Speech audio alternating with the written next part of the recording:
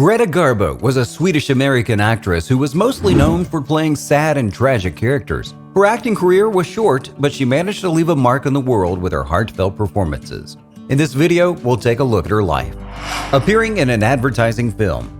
Garbo was born in Stockholm, Sweden to Anna Lovisa and Carl Alfred Gustafsson. Her parents lived in poverty and raised their 3 kids in a 3-bedroom cold-water flat. Garbo was an introverted child and she hated school. When the Spanish flu ravaged Stockholm, her father lost his job and contracted the illness in 1919. Garbo took her father to the hospital every week for his treatments, but he died in 1920. Garbo had no choice but to drop out of school and look for work so she could provide for her family. She started working in the pub department store, where she also modeled sometimes for the store's newspaper ads. She became interested in acting when a director of commercials cast her in some ads for women's clothing. Theater. Comedy director Eric Arthur Petchler was impressed by Garbo's acting skills and decided to give her a minor role in his film Lufar Peter. Performing in Petchler's film encouraged Garbo to get serious about acting. She won a scholarship to a Swedish drama school. While studying at the school, she appeared in a film called On Leko Ridare, working with Moritz Stiller and meeting Louis Mayer.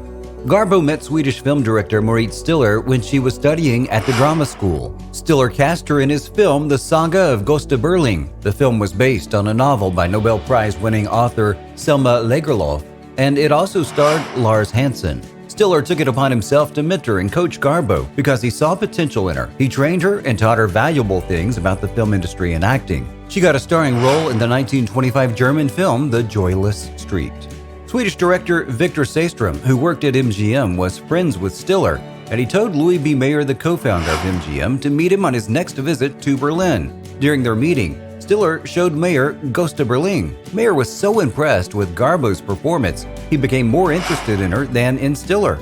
There's another account of the story which says that Mayer had already seen Gösta Berling and he was more interested in Garbo from the beginning. Garbo and Stiller flew down to New York in 1925 to meet Mayer.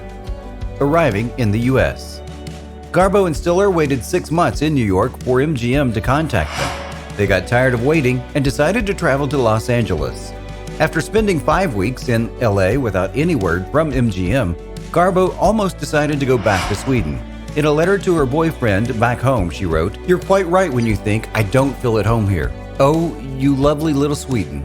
I promise that when I return to you, my sad face will smile as never before." A Swedish friend of Stiller's in Los Angeles helped him and Garbo by reaching out to MGM film producer Irving Thalberg. Thalberg gave Garbo a screen test and was so impressed he started grooming Garbo. He gave her English lessons and also encouraged her to lose weight. Her first film with MGM was the 1926 silent film Torrent, directed by Monta Bell. Garbo was praised for her performance and the film received positive reviews. Thalberg then cast her in another silent film called The Temptress. She received top billing. Garbo wasn't too enthusiastic about the roles she was being given by Thalberg.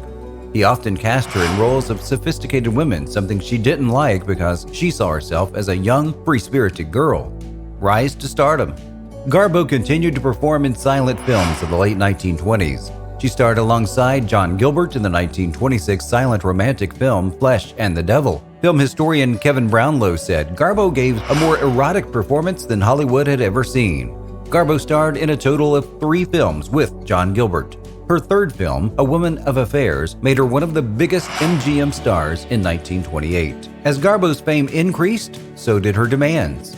She wouldn't let any visitors enter the set during the shooting of her films, and she would often demand to be surrounded with black screens so people working on the set wouldn't be able to see her. When she was questioned about her strange demands, she said, "If I am by myself, my face will do things I cannot do with it otherwise." Her last silent film was the 1929 drama film The Kiss. MGM was afraid that she wouldn't be able to transition to sound because of her poor English, but she proved them wrong and went on to become one of the biggest stars in the world.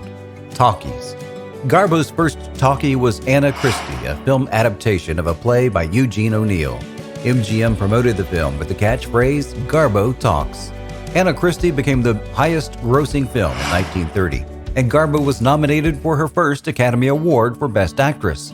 She starred in the 1930 film Romance with Louis Stone and the 1931 film Inspiration with Robert Montgomery. Both films failed to gain the same amount of attention as Anna Christie. She starred alongside Ramon Novarez as a German spy in the 1931 drama film Mata Hari, and her performance in the film is considered one of her best. She performed as a Russian ballerina in her next film, Grand Hotel. The film won the Academy Award for Best Picture. Mata Hari and Grand Hotel were MGM's highest-earning films in 1931 and 1932, because of which Garbo was called the greatest money-making machine ever put on screen. Garbo's contract with MGM ended in 1932, and she had to go back to Sweden. She was given a new contract, and in 1933, she returned to the U.S. and starred in Queen Christina. She asked MGM to star her former co-star, John Gilbert, as the leading actor in the film, but the studio was reluctant because Gilbert's career had been rapidly declining. Garbo was insistent, and MGM later gave in to her demands. The film became the highest-grossing film of the year. Anna Karenina and Camille. Garbo was offered a role in Dark Victory, but she chose to star in a film adaptation of Leo Tolstoy's Anna Karenina. Many people consider her role in the film as the best performance of her film career. She won the New York Film Critics Circle Award for Best Actress. In 1936, she starred in Camille. The film's production was slowed down because of Thalberg's death in 1936. His death shocked Garbo, who had grown close to the film producer. Her former co-star, John Gilbert, had also died earlier that same year. Camille was an international success, and Garbo won the New York Film Critics Circle Award for Best Actress for her role in the film. She also won a nomination for an Academy Award. Garbo mentioned in an interview that Camille was her favorite film. Retirement and death.